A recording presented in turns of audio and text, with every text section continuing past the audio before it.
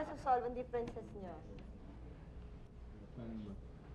Sa maayos na pag-uusap? Hindi, si Mami madali naman lambingin. Madali. Actually, pindot-pindot lang niya ako ng ganyan. Alam niya yung kiliti ko eh. At saka ang gusto ko kasi kay Miko, hindi yung kahit na talakan mo siya mula ulo hanggang paa.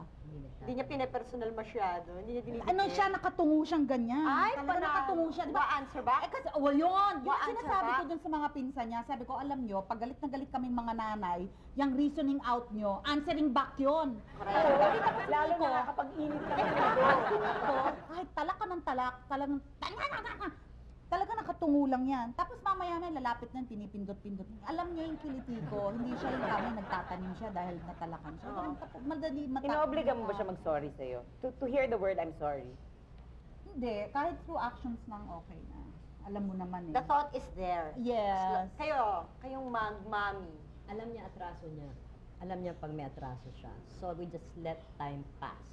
Bago kayo mag-usap? Alam mo na yun. Oo, tapos magkaibigan kami. After a while, may kwento ka. Siya talaga kikwentuhan mo eh. Diba? Ay, ang Nawawala ganda. na lang. Alam na niya eh. Alam mo na, kaya... Alam mo rin eh. Huwag ka nang huwag ka na. Alam mo na eh.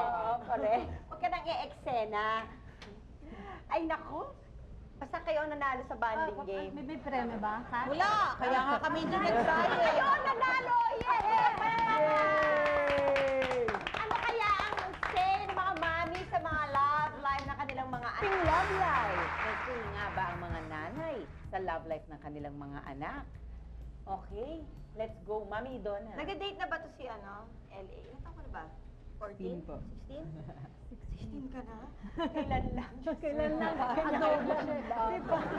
Hello, dali. Meron love life na to? Love life? Kasi hindi siya makwento sa akin. Pero one time, nakialam ako sa things niya. Stalker.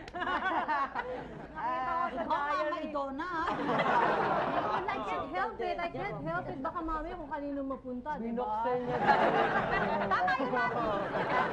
Tama ba naman yan? Hindi ko ma-imagine na parang na pala ako. Alam mo yun sa mga soap?